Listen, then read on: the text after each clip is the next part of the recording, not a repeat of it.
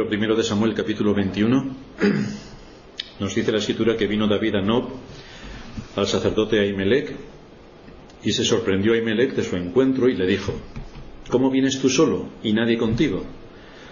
Y respondió David al sacerdote Ahimelech: el rey me encomendó un asunto y me dijo: nadie sepa cosa alguna del asunto a que te envío y de lo que te he encomendado. Y yo le señalé a los criados un cierto lugar.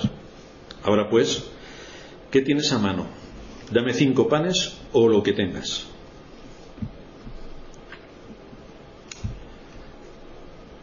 Estuvimos viendo en nuestro último sermón que la amistad de David y Jonatán era una amistad sincera, que estaba basada en principios y no en conveniencia, no en intereses. Era una amistad de tal nivel que cada uno sabía dónde estaba y cuál era su papel y posición. Así que cuando David llega al encuentro de Jonatán, no solamente se inclina una vez en tierra como deferencia hacia un príncipe de Israel, sino que se inclina 3 veces en tierra, reconociendo la posición que ostentaba Jonatán dentro del reino. Esto nos muestra su profundo respeto hacia su amigo y nos indica cómo la amistad no nos permite abusar, menospreciar o manipular al otro, porque como es nuestro amigo podemos abusar todo lo que queramos de él. Esto no es el principio que nos enseñan las Escrituras. Hay confianza en la amistad, pero también hay respeto. Por esa razón, después de rendir honor a Jonatán como príncipe de Israel, se abrazaron como amigos y lloraron como hermanos. Jonatán era conocedor del pacto que Dios había hecho con David, y a pesar de eso nos encontramos con que no había en su corazón ninguna disposición de envidia hacia David, que iba a ocupar el trono, siendo normal que por la línea natural de los acontecimientos el trono recayese en Jonatán. Pero Jonatán no tiene esto en cuenta, ni tiene un corazón envidioso para desear lo que Dios le ha prometido a David. Sin embargo, fijaos también que Jonatán no se queda impasible dejando pasar sus responsabilidades para con su familia. No deja de lado su deber ni la estrategia que debe mantener en su vida para cuidarse a sí mismo y a su familia de los acontecimientos que en el futuro pudieran ocurrir. Y por lo tanto reclama de David un juramento. Dice el versículo 42 del capítulo anterior, que estuvimos viendo la semana pasada, que Jonatán le dijo a David: vete en paz, porque ambos hemos jurado por el nombre de Jehová, diciendo: Jehová esté entre tú y yo, entre tu descendencia y mi descendencia, para siempre. De manera que vimos cómo Jonatán planificó el tema de su familia e hizo que David asumiera esta responsabilidad en base a su amistad si él faltaba. Hicimos mención también de que, de la misma manera que David no se olvidó de su pacto con Jonatán, sino que mostró, como luego iremos viendo, su misericordia para la familia de Jonatán, mucho menos se olvidó el Hijo de David, nuestro Señor Jesucristo, de su pacto de extender la salvación hasta lo último de la tierra. Y estuvimos viendo ahí algunas consideraciones al respecto. Hoy nos centramos en la historia de este capítulo 21 que iniciamos, y vamos a ver a David de nuevo huyendo de Saúl. Y huye porque la actitud del rey era bastante demoledora contra él. Huyó, como ya hemos visto, para ir a encontrarse con Samuel, porque Saúl le perseguía para matarle. Luego huye con Jonatán y ahora se va a refugiar con el sacerdote Ahimelech en la ciudad de Nob. Pero antes de profundizar en esta secuencia histórica, vamos a destacar algunas enseñanzas que no nos deben pasar inadvertidas en cuanto a la providencia en la que David está inmerso. Y el título de nuestro sermón es bastante peculiar porque se titula Las providencias oscuras, que es en la que se encuentra David. Así que en primer lugar vamos a ver cómo se debe asumir la providencia de Dios. Y lo primero que nos encontramos cuando estudiamos a los grandes hombres de Dios de las Escrituras, o cuando podemos estudiar nuestro propio caso, es que hay veces cuando el amor de Dios por su pueblo parece ser incoherente con las pruebas dolorosas que Él nos envía. Por eso muchos cristianos se preguntan: ¿pero cómo puede ser que Dios me ame tanto y yo esté sufriendo tanto? Esta es una pregunta que es bastante maligna. En ocasiones la providencia parece chocar de frente contra lo que nosotros esperaríamos que ocurriera, según nuestros deseos. y choca tan de repente porque en general tenemos unas expectativas de cómo Dios nos tiene que tratar que son completamente irreales. Es decir, como yo soy hijo de Dios, deduzco que por ser hijo de Dios tengo unos privilegios en este mundo, y que mientras los demás están sufriendo o padeciendo mil cosas, porque claro, se van al infierno, yo, que no voy al infierno, voy a estar exento de todas las cosas que al resto de los mortales le ocurren. Si pensamos esto, no tenemos ni idea del Dios que se anuncia en las Escrituras. Y esto es lo que iremos viendo. Cuando la realidad choca con nuestra expectativa, que son los deseos de nuestro corazón y que es fruto de nuestra imaginación, no que de Dios se haya comprometido a hacer algo con nosotros, es cuando sacamos un suspenso en nuestra actitud ante una providencia. Y esto ocurre porque generalmente no queremos aceptar la voluntad de Dios para con nosotros, sino que más bien queremos que Dios haga nuestra voluntad, no nosotros la suya, sino Él la nuestra. Y como niños caprichosos, algunos se enfadan contra Dios por sus tratos con ellos. Aún así, nos encontramos como la superabundante gracia de Dios se pone de manifiesto cuando nos trata con misericordia, a pesar de que en muchos casos hemos cedido a la incredulidad. Porque Él nos dice, no te dejaré ni te desampararé. Pero nosotros asumimos en muchos casos que Dios nos ha desamparado. Entonces nos hacemos las víctimas. Pobre de mí, pobre de mí. Esto es incredulidad. Y esa incredulidad es la madre de muchos pecados que podemos cometer para salirnos con nuestra voluntad y con nuestro capricho y no entender cuál es la voluntad de Dios en algunos asuntos de los que no nos podemos mover porque son así. En la Escritura tenemos doctrina y tenemos también cómo esa doctrina se desarrolla en las distintas historias y vidas de los protagonistas que van apareciendo en todas sus páginas. Y vemos cómo ellos actúan en medio de situaciones y conflictos naturales, pero aplicando principios que nos muestran una y otra vez cómo las Sagradas Escrituras nos tienen que impartir enseñanza para que tomemos ejemplo de lo que ellos están haciendo a la hora de aplicar principios, ejemplos que ellos nos dejaron, tanto de sus caídas como de sus victorias, ejemplos que nos dejaron y que nos muestra la Escritura de cómo Dios actúa y gobierna en medio del reino de los hombres de acuerdo a su voluntad, a fin de que maduremos y asumamos que sea la voluntad de Dios. Padre nuestro que estás en los cielos, bienaventurado sea tu nombre, hágase tu voluntad en los cielos como en la tierra. El cristiano muchas veces no lo entiende así. Hágase mi voluntad en la tierra y en los cielos me da igual. Pero esto no es lo que dice la Escritura. Esto pone delante de nosotros un aspecto importante del trato que Dios tiene con su pueblo. A David se le había prometido que sería el próximo rey de Israel. Fijaos la promesa. Se le había prometido que sería el próximo rey de Israel. Si esa promesa se nos hace a nosotros, rápidamente imaginaríamos cómo podría ser nuestra llegada al trono. Y es decir, que todo el mundo nos rindiese pleitesía por el artículo 33, que rápidamente nos pusieran una alfombra roja, una corona de brillantes y tomáramos posesión de nuestro reino rápidamente. Pero desde luego jamás imaginaríamos una situación como la que David está encontrando. Cuando resulta que vence a Goliat, mientras que el ejército de Israel es incompetente para luchar contra su enemigo. Después de haber vencido en numerosas batallas a los filisteos, cosa que el ejército de Israel tampoco hizo. Resulta que ahora, a pesar de haber vencido a los enemigos naturales de Israel, se encuentra con un fortísimo ataque por parte del rey, que le debía estar sumamente agradecido y que quiere acabar con su vida.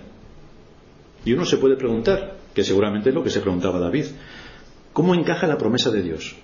Que me ha prometido que voy a ser el rey, cuando resulta que todo está en contra. ¿Cuál sería nuestra actitud y nuestra conducta? ponernos a llorar, a lamentarnos, a decir que Dios es un mentiroso. Solamente tenemos que ver en esta situación cómo nosotros responderíamos para ver el grado de incredulidad y de necedad que a veces tenemos en el corazón.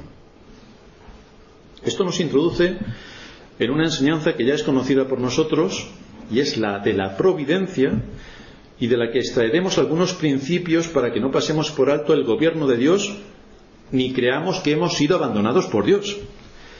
Por esta razón debemos estudiar la presión terrible que estaba soportando David, a quien se le había prometido el reino, cuando tiene que huir para no caer en las manos de Saúl, de manera que la situación por la que él está pasando nos sea de ayuda y consuelo en medio de nuestras situaciones, donde nadie nos persigue para matarnos.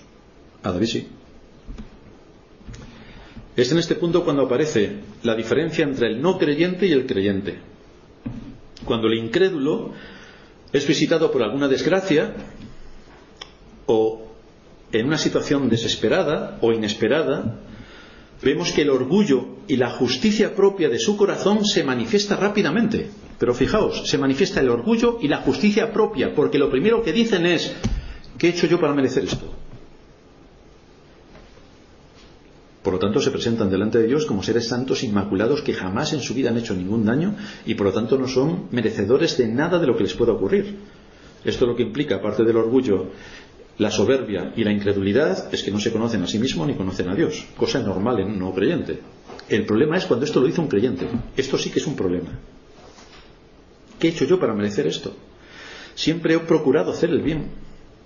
¿Por qué tengo que ser objeto de semejante calamidad? Solo yo, entre los 7.000 millones de habitantes que pueblan el mundo. Solo yo.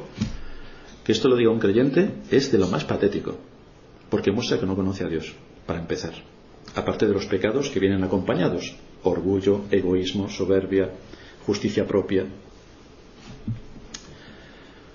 Un verdadero creyente desconfía de sí mismo, porque se da cuenta de sus muchas faltas. Y está dispuesto a aceptar que ha podido desagradar al Señor y por eso le ha venido una providencia o una aflicción.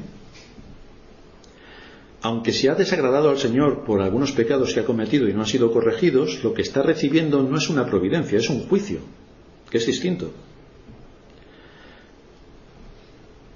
Pero se ha recibido una providencia, es decir, una prueba que le somete a distintas situaciones, debe recordar qué es lo que se espera de aquellos que son creyentes para probar la fe.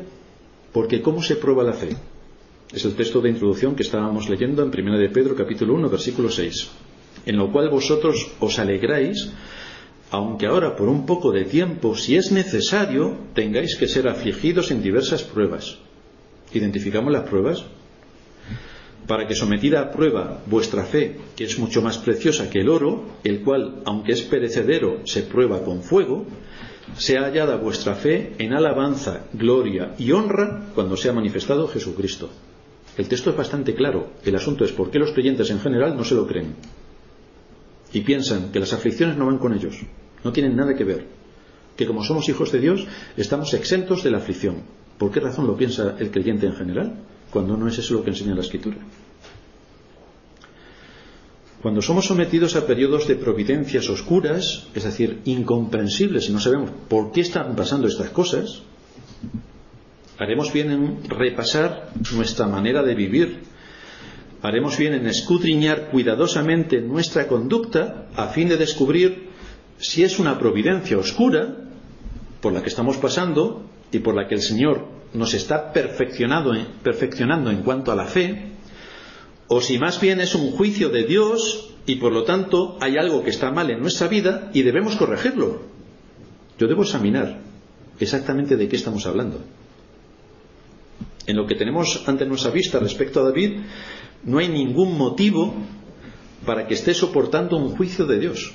No hay ningún motivo aparente que nosotros podamos detectar, sino que podemos ver claramente que es una providencia oscura que Dios ha permitido para probar la fe, la fortaleza y el espíritu de David, donde vemos cómo Saúl le está sometiendo en contra de todo lo razonable, le está sometiendo a una persecución implacable.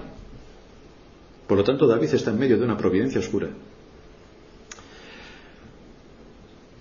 ¿Por qué razón está David inmerso en esta persecución a pesar de todo lo que ha aportado para el bien de su rey y para el beneficio de su país? ¿Por qué razón está en esta situación? Lejos de encontrarse su llegada para ser el rey de Israel de forma natural, lo que se encuentra como respuesta es una enemistad patológica del rey por la que tiene que huir para no ser ejecutado sin contemplaciones. Si Dios me ha prometido algo, ¿por qué encuentro tantos obstáculos, dificultades, presiones y desencantos? Eso es algo que también lícitamente nos debemos preguntar. ¿Soy yo el único ser en todo el planeta y a lo largo de la historia que le ocurren estas cosas? ¿O puedo ver cómo en los tratos de Dios con los hombres, y especialmente con su pueblo, los hace pasar por la vara de la aflicción para probar su fe y fortalecerles? No debemos olvidar algo que siempre se nos olvida, y es que estamos en medio de una guerra. Pero al cristiano siempre se le olvida. Estamos en medio de una guerra, y los que quieren vivir piadosamente, nos dice la Escritura, sufrirán persecución, y que es necesario, a través de muchas aflicciones, que entremos en el reino de los cielos. Así que todo esto no lo debemos olvidar, porque es algo que se repite continuamente en la Escritura y lo olvidamos. Y si lo olvidamos, vamos a caer en la frustración. Y si caemos en la frustración, caemos también en la desesperación y en el desencanto, lo cual es genial para quitarnos el gozo y la paz, y por lo tanto ser inútiles al reino de Cristo. Es genial, es una estrategia colosal que el creyente generalmente se cree. En muchas ocasiones nos sentimos frustrados porque al no entender que se trata de una providencia oscura y desde luego no querer aceptarla como un medio que Dios usa para perfeccionar nuestra fe, entonces nos hundimos, nos desesperamos y culpamos a Dios de lo que nos pasa. Algo aberrante, pero que lo hace el cristiano. Desde luego esto es fruto de una falta de comprensión bíblica. Es decir, si te pasa, tú no conoces a Dios. No conoces a Dios. En otras ocasiones, nuestro propio pecado impide el que podamos escuchar a Dios para corregirnos. Y entonces viene un juicio. Pero tampoco lo apreciamos como juicio. Creemos que son cosas que pasan en la vida. Y por lo tanto, como no lo entendemos ni lo asumimos como un juicio de Dios para nosotros, seguimos tan campantes como si nada ocurriera, cuando hay muchas cosas que están ocurriendo. Sin embargo, no quiero centrarme en los juicios de Dios, sino más bien en la providencia. Cuando esto pasa, cuando hay providencias oscuras, nos preguntamos, ¿qué es lo que Dios se propone hacer en mi vida por medio de esta situación? ¿Nos lo preguntamos? ¿O nos quejamos de Dios por sus tratos con nosotros? Porque si nos quejamos de Dios, mostramos el espíritu del impío. El espíritu del impío. Queja, murmuración, desencanto, incredulidad. Si no estamos bien formados en la fe, nos podemos quedar confundidos, perplejos y sin dar una respuesta sensata a lo que nos está ocurriendo. Y por lo tanto mostramos que ni conocemos a Dios ni sus tratos con los hombres. Debemos tener en cuenta que Dios no tiene la obligación de revelarnos el propósito de cada providencia suya. Dios no tiene esa obligación. No tiene obligación ninguna. Y aunque lo hiciera, probablemente la mayoría de las veces no podríamos entender por qué razón se mueve su providencia como se mueve. Tenemos que recordar que nuestros caminos no son sus caminos, ni nuestros pensamientos son sus pensamientos. Por lo tanto, estamos a una dimensión completamente distinta a lo que nosotros podemos entender, porque no sabemos todos los hilos de la historia que Dios está moviendo con cada providencia y cómo afecta al resto de las personas que nos envuelven, a todo el mundo en el que estamos y al plan de la redención. No sabemos cómo afecta, pero afecta. Uno puede preguntarse, ¿por qué Dios derrama su espíritu de una manera especial en una nación en particular? Y vemos un gran amor por el Evangelio, iglesias que han sido establecidas de una manera firme para defender el Evangelio, y en otros países hay una obstinación, un rechazo y una incredulidad patológica contra el Evangelio. ¿Por qué? En respuesta a preguntas como esta, el apóstol Pablo en Romanos 11 dice: oh profundidad de las riquezas y de la sabiduría y del conocimiento de Dios, cuán insondables son sus juicios e inescrutables sus caminos. Porque ¿quién ha conocido la mente del Señor? ¿O quién llegó a ser su consejero? ¿O quién le ha dado a él primero para que se le tenga que recompensar? ¿Qué es lo que nos está diciendo Pablo? Pablo nos dice, a la hora de responder a por qué Dios actúa en algunas ocasiones de manera que a nosotros nos es incomprensible, lo que Pablo nos dice es que esto es demasiado profundo, que no se puede descifrar cómo Dios actúa a través de la providencia para llevar a cabo su plan perfecto en cuanto a la redención. No podemos saber cuáles son los hilos que se mueven en la providencia.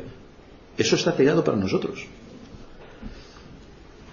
Francis Schaeffer dice: yo no necesito saber lo que Dios está haciendo, sino solo necesito saber que es Dios quien lo hace. Para mí es suficiente. De esta manera, la doctrina de la providencia nos es de consuelo.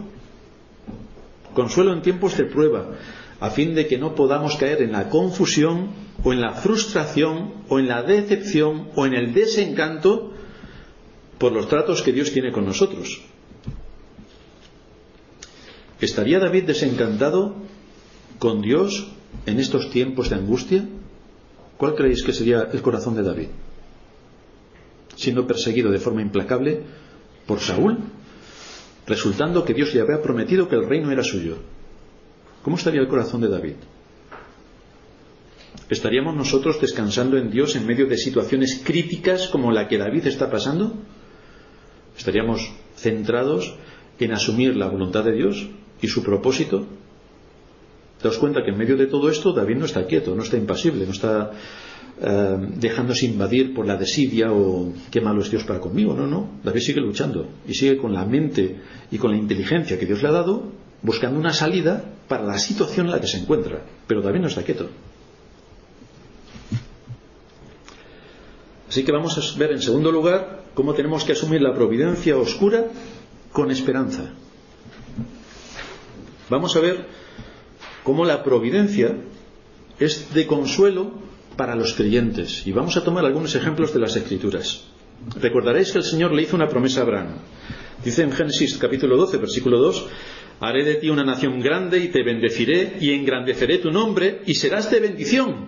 Esto es lo que le dice el Señor a Abraham. Y resulta que Sara es estéril.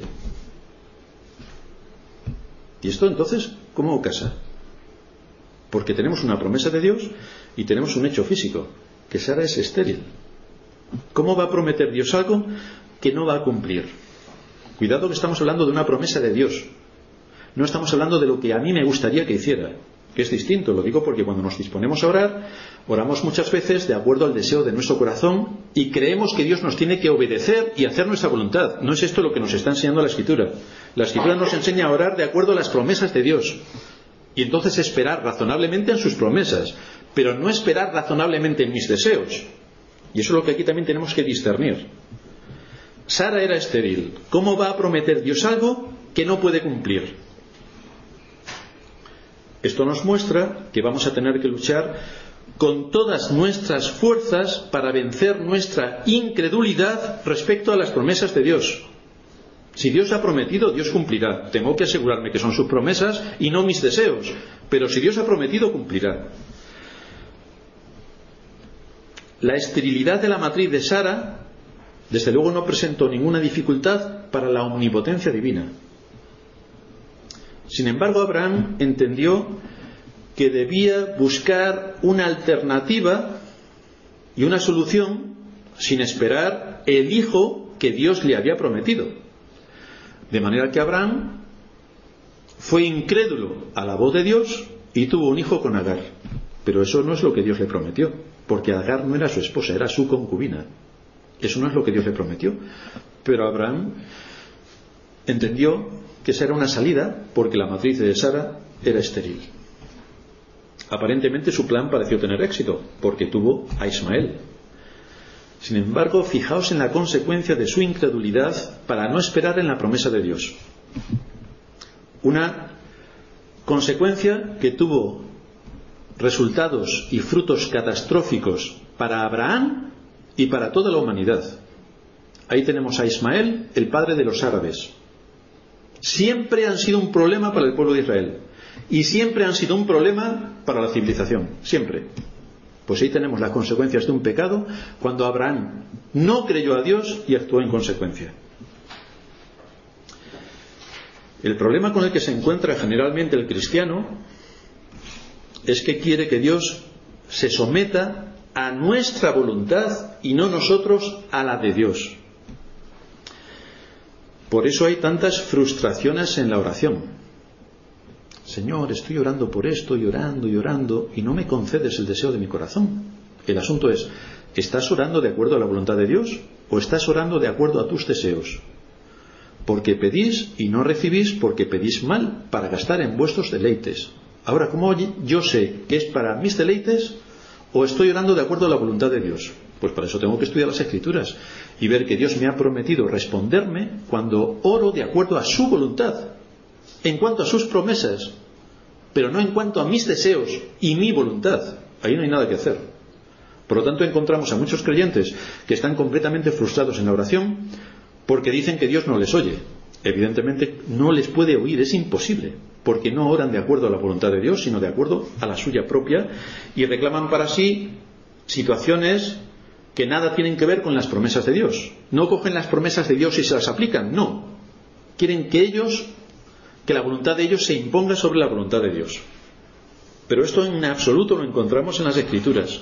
Nosotros debemos orar de acuerdo a la voluntad de Dios, y para eso tenemos la enseñanza bíblica, donde aparecen sus promesas. Es importante que no lo olvidemos. Las promesas son para nosotros. Ahí vemos la voluntad de Dios para nosotros. Tenemos que reclamar y orar por sus promesas, como veíamos en el sermón anterior. Reclamando las promesas de Cristo que va a venir. Eso lo podemos hacer en oración, con intensidad y fervor. Pero donde no aparecen sus promesas, Dios no está comprometido a escucharnos. De hecho, no nos escucha. Por ejemplo, hemos visto a Abraham. En el capítulo 3 de Daniel se nos relata la historia de sus 3 amigos que fueron echados al horno de fuego. Recordaréis que Nabucodonosor construyó una imagen a la cual todo el mundo se tenía que inclinar y hacerle reverencia y ponerse de rodillas, y aquellos que no hiciesen esa señal de adoración a la imagen serían echados a un horno de fuego. Todos sabemos que si hubiera muchos cristianos en aquel tiempo hubieran dicho: nosotros nos ponemos de rodillas, pero lo importante es lo que siente el corazón. Efectivamente, eso es un error garrafal. Muchos cristianos se escudan en todo eso para hacer lo que no deben, pensando que lo importante es el corazón. Y aunque lo importante es el corazón, nosotros también tenemos que manifestar quiénes somos y hasta dónde vamos a defender la fe, aún a costa de nuestra vida. Pues esto es lo que hicieron estos jóvenes. A costa de su vida no se inclinaron ante la estatua. No importaba solo lo que su corazón les decía, sino que también los hechos importaban. ¿Y qué creéis que estos 3 jóvenes pensaban que iba a suceder? ¿Qué iba a suceder? Ellos no sabían si iban a escapar con vida. Lo más razonable es pensar que iban a acabar abrasados. Eso es lo más razonable. Dios los dejó a oscuras en cuanto a su voluntad para con ellos. Dios no les envió un ángel que les dijo: no os preocupéis, no os vais a quemar, tranquilos. No. Dios no les revela nada en cuanto a su decreto soberano. Lo único que ellos veían por delante era que los querían quemar. ¿Y qué le respondieron a Nabucodonosor? Daniel 3:16.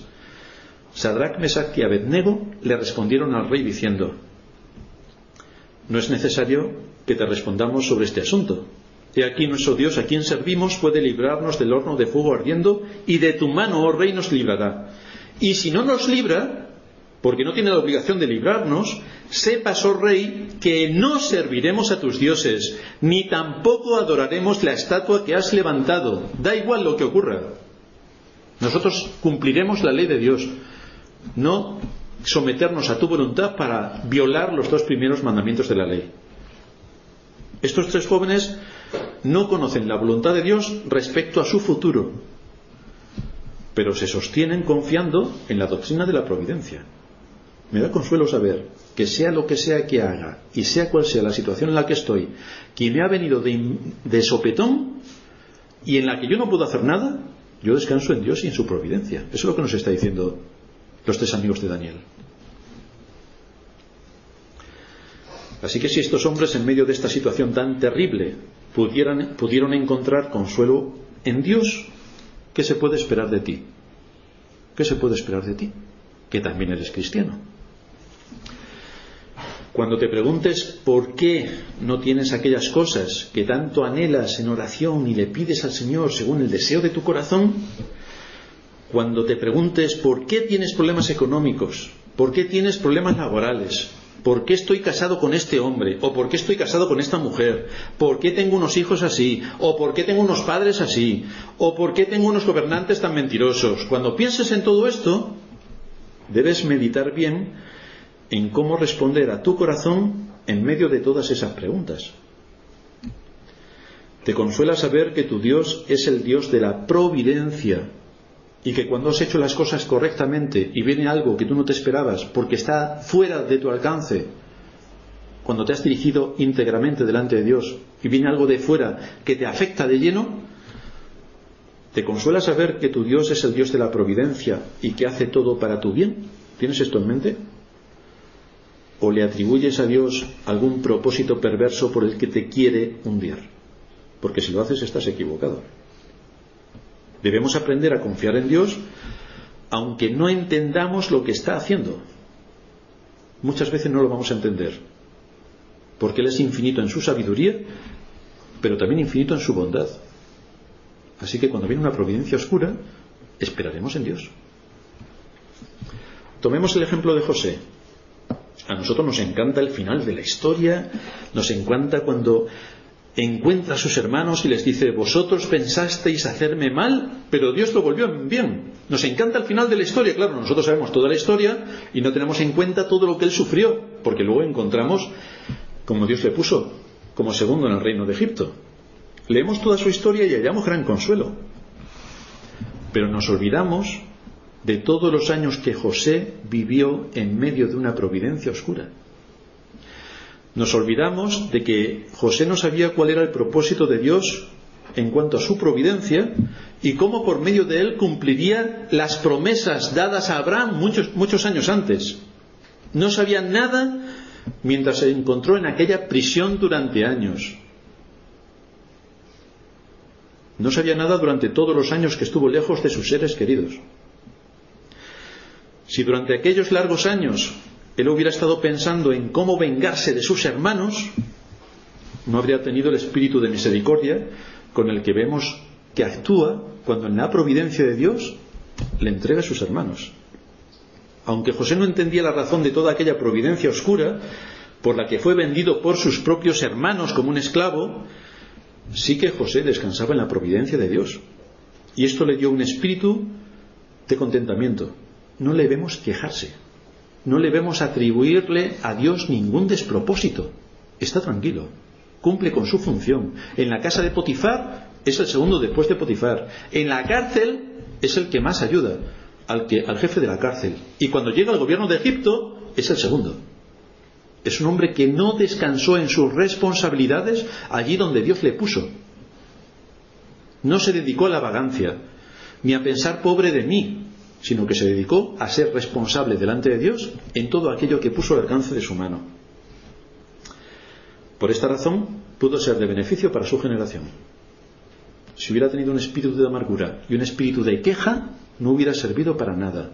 Pero como tuvo un espíritu de contentamiento, confió en Dios y trabajó en aquello que Dios había puesto delante de sus manos, fue de beneficio para su generación. Y es una historia que en el relato bíblico nos conmueve. Otro caso, el de Job. ¿Por qué razón Job lo perdió todo en un solo día? Sus hijos y sus bienes.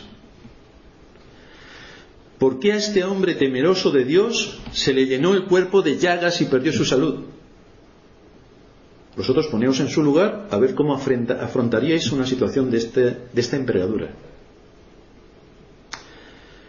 Si nosotros hubiéramos estado con Job en el momento en el que le ocurren estas cosas y él nos hubiera preguntado y tuviéramos la Biblia, le diríamos: lo que te está pasando, Job, es que el diablo se ha presentado delante de Dios y le ha pedido permiso para afligirte. Y Dios le ha dado permiso para todo, excepto que no toque tu vida. Dios va a probar que tú eres un verdadero hijo suyo y que actúas por principios. Pero si no tenemos la Biblia, para saber cuál es su historia, nosotros no le podemos haber dicho nada. Por lo tanto, Job está en una providencia oscura. ¿Qué es lo que está pasando? ¿Por qué me está pasando todo esto?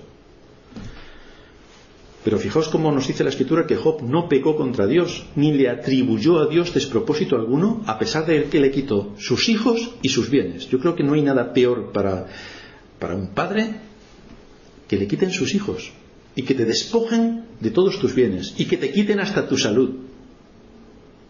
Y Job no atribuyó a Dios despropósito alguno. Por lo tanto, encontramos que Job creía a Dios, que confiaba en la doctrina de la providencia y que estaba tranquilo en Dios, a pesar de todo lo que tenía en contra. Ahora, nosotros podríamos haber adivinado la razón por la que Job estaba en esa situación. Si no tenemos la Biblia no lo sabríamos. ¿Por qué le pasó todo aquello a Job? Pues lo que vemos es que toda esta situación no era un asunto que tenía que ver principalmente con Job, no. Tenía que ver más bien con el diablo y con la gloria de Dios. Y tenía que ver con una enseñanza que debe quedar para nosotros, para que entendamos cómo detrás de la escena Dios mueve todos sus hilos para la gloria de su nombre y el bien de su pueblo. Y es algo que está oculto a nuestros ojos. Desde la perspectiva de Job, todo aquello ocurrió mientras que él estaba en completa oscuridad, viendo aquella providencia en la que no encontraba el propósito de Dios, de qué es lo que estaba pasando. Pero Dios allí estaba realzando su gloria delante de sus enemigos. Sin embargo, fue al final de toda esta situación cuando Job entendió esa providencia oscura. Eso también nos pasa a nosotros. Puede que estés en medio de una providencia oscura. No sabes por qué estás en una situación de aflicción. Por lo tanto, debes refugiarte en esta doctrina consoladora, que es para nosotros. El Dios de la providencia cuida de su pueblo. Cuando pasa algo que tú no has buscado, que te ha venido de sopetón y que no sabes ni por qué ha venido, es una providencia oscura por la que el Señor está probando tu fe. ¿Pudo hacer algo Job para evitar el que matasen a sus hijos o el quedarse sin bienes? ¿Pudo hacer algo? Imposible. Vino de una manera inesperada y por causa de terceros. Hay providencias oscuras que cuando llegan a nosotros no podemos hacer nada para evitarlas, nada. Vienen y no podemos hacer nada. Cuando esto ocurre, debemos orar con conocimiento. Los medios de gracia otra vez. Orar con conocimiento. No para que Dios haga nuestra voluntad y nos saque airosos de esta situación y por lo tanto nada nos afecte, no. Sino para que nos sometamos a la voluntad de Dios con un espíritu de contentamiento y asumiendo que su tiempo en responder y en hacer las cosas no es el nuestro. Esta semana pasada poníamos en el boletín de oración unas palabras de Bunyan que nos dice: veremos las oraciones presentadas en favor de la Iglesia para el cumplimiento de cosas que pueden acaecer en épocas venideras. Nosotros tenemos que orar de acuerdo a la voluntad de Dios, pero no podemos exigirle a Dios que las cumpla cuando a nosotros nos dé la gana. Esto tiene que ver con Dios. Oramos por las promesas de Dios y decimos: ven Señor Jesús. Pero el Señor Jesús vendrá cuando en el propósito eterno de Dios está el que venga el Señor en su segunda venida. Pero eso no nos corresponde a nosotros. Dice Bunyan: es posible que haya ciertas oraciones cuya contestación deberíais contentaros en no ver por vosotros mismos en este mundo, por no corresponder su cumplimiento a vuestra época. Por ejemplo, la ruina total de los enemigos de Dios, que se cumplirá en su segunda venida. Durante siglos ha estado la Iglesia orando por esto y no lo han visto. Pero esas oraciones, que están de acuerdo a las promesas de Dios, tendrán su cumplimiento. El progreso del país en el que vivís y cómo afecta el Evangelio. Nosotros llevamos aquí orando y manteniendo la Iglesia en pie durante años y nosotros no vemos conversiones como en otros países donde las iglesias se les llenan y tienen que hacer más iglesias. Pero eso no evita que sigamos haciendo el papel que Dios nos ha asignado. Dice Bunyan: así como Dios es un Dios eterno y la justicia de Cristo, justicia de los siglos, justicia eterna y por tanto de eficacia eterna, así también lo son las oraciones que son obra del eterno Espíritu de Cristo, hechas a Dios en nombre de Cristo y en él eternamente aceptadas, de validez eterna, por lo cual pueden cumplirse en tiempos venideros. Por ejemplo, la oración de David contra Judas, Salmo 109, se cumplió más de 1000 años después, según se deduce de Hechos 1:20. Y lo que Cristo dice cuando declara que los apóstoles iban a segar el fruto del ministerio de Juan el Bautista y la semilla que él había sembrado, se cumple aquí igualmente. Uno es el que siembra y luego otro es el que siega. Muchos antepasados nuestros vinieron aquí a España a predicar el Evangelio, muchos de ellos sin fruto aparente a los ojos, pero resulta que por la predicación y el ministerio de antepasados nuestros, nosotros estamos hoy aquí. El Evangelio de Dios ha seguido su curso. Dios ha utilizado su providencia y ha ido haciendo todas las cosas para que aquellos que son de su pueblo escuchen su voz y puedan seguirle. Así que, ¿por qué me pasa a mí esto? ¿Podría decir esto David? Pobre de mí, ¿por qué me pasa a mí esto? Ya hemos dicho que esa es una actitud del corazón de un impío. Hay cosas que no sabemos y que Dios está utilizando en sus propósitos eternos. ¿Has hecho todo lo que debías hacer? ¿Has analizado tu vida para estar libre de estar en una situación pecaminosa delante de Dios? ¿Has podido discernir si es una providencia oscura o si es un juicio de Dios por tu pecado? Porque a partir de ahí puedes encontrar respuestas en un sentido o en otro. Pero debes pensar, debes analizar, debes examinar. En el caso de David, debe esperar razonablemente ser el rey de Israel según la promesa de Dios, porque es Dios quien se lo ha prometido, por lo tanto debe esperar razonablemente sus promesas. Abraham debe esperar ser de bendición para todas las naciones, según la promesa de Dios, porque es Dios quien se lo ha prometido. Pero yo no debo esperar nada que Dios no me haya prometido. No debo esperarlo, porque si espero algo que Dios no me ha prometido, me voy a frustrar. Y cuando me frustre, voy a caer en el desencanto, en el desánimo, y cuando esté en esa situación, voy a atribuirle a Dios despropósitos en lo que hace conmigo, lo cual es un pecado aberrante.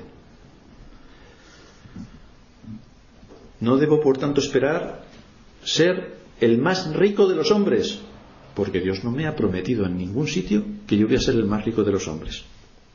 No debo esperar ser el rey de mi país, porque Dios no me ha prometido en ningún sitio que voy a ser el rey de mi país. Debo cuidar mi corazón al orar a Dios para evitar caer en la frustración que me va a producir pedirle cosas que Él no me ha prometido. Por lo tanto, no las voy a tener. Así que nuestra oración debe limitarse a reclamar las promesas de Dios para mí. No debo esperar tener una salud de hierro, porque Dios no me lo ha prometido. No puedo esperar estar en una iglesia grande que me hagan reverencias, porque Dios no me lo ha prometido.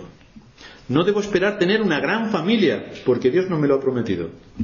No debo esperar sacar un sobresaliente en todos mis estudios, porque Dios no me lo ha prometido. Ahora bien, si trabajo y actúo con sabiduría en medio del mundo donde Dios me ha puesto, puedo obtener razonablemente la bendición de Dios. Pero no siempre es así, como encontramos en David. David debe esperar razonablemente llegar a la jefatura de Israel como rey. Lo debe esperar porque es una promesa de Dios. Pero vemos que a pesar de que se introduce en el entorno real, a pesar de que acaba siendo yerno de Saúl, todo se complica y se vuelve en contra, hasta el punto de que Saúl quiere acabar con su vida.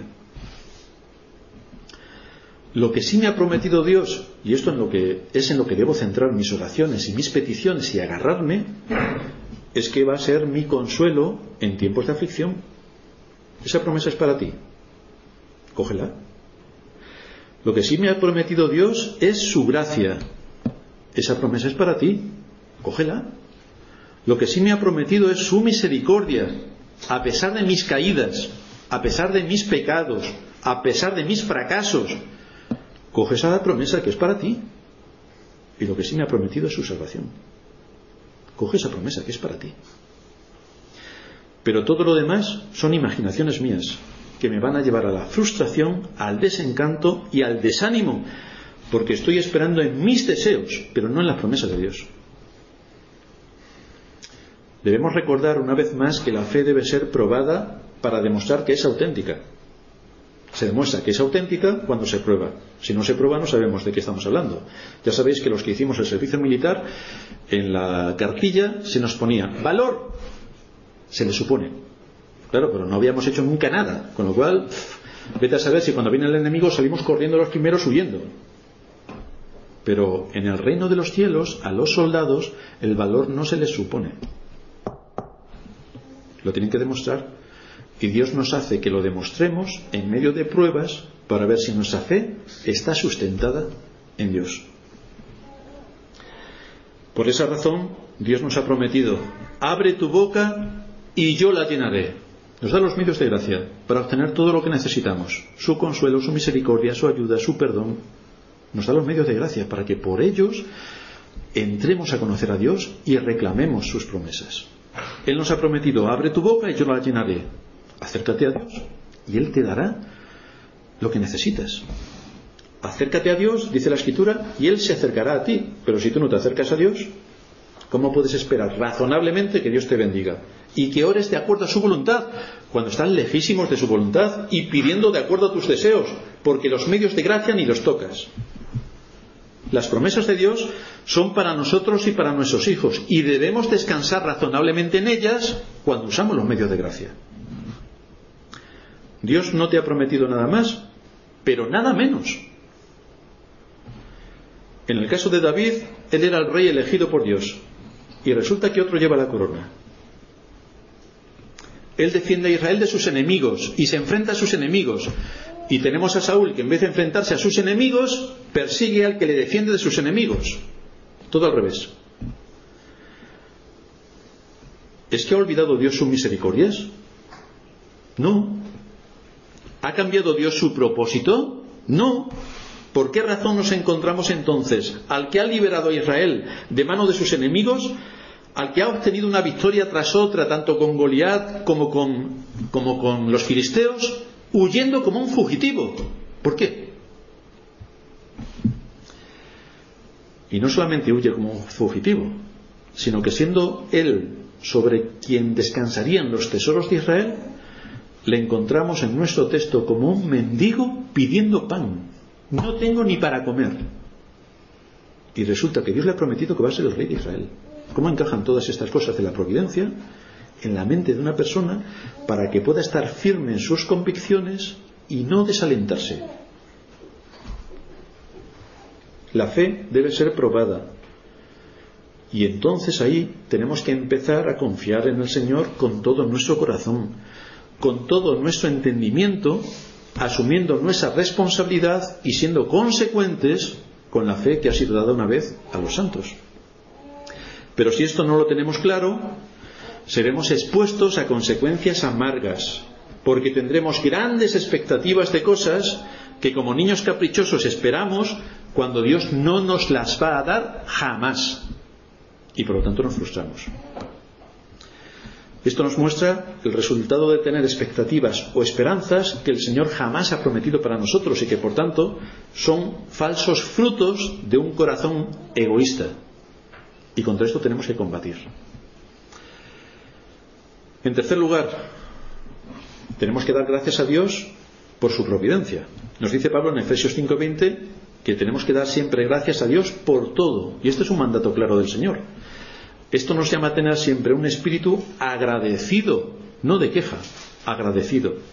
Se nos manda a dar gracias siempre, porque siempre tenemos razones para dar gracias. Fijaos que solo el cuidado de su providencia es suficiente razón para que estemos confiados en Dios. ¿De cuántos males nos ha librado el Señor? Muchos conocidos, que nosotros sabemos bien que nos ha librado, y de muchos otros desconocidos que no nos hemos dado cuenta y nos ha librado.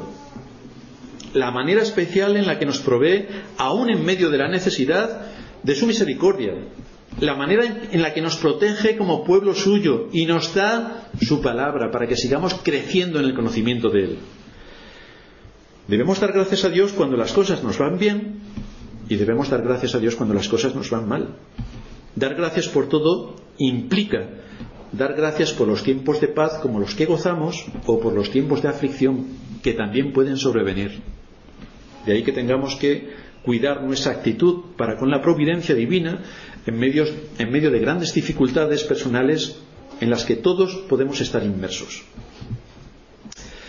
¿Por qué es importante que guardemos nuestros corazones al vernos experimentando distintas situaciones afectivas? Porque debido al impacto que nos causan, podemos sumergirnos tanto en esas aflicciones, pobre de mí, que tengamos en poco todas las misericordias y bendiciones de Dios que disfrutamos, pero que no somos conscientes porque solamente nos fijamos en una aflicción y no en las 1000 bendiciones. Y entonces esto cambia nuestra forma de ver la vida.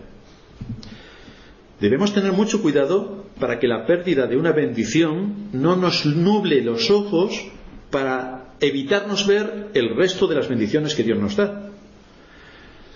Nos fijamos tanto en lo que ya no tenemos, pobre de mí, que damos poca importancia a lo que tenemos.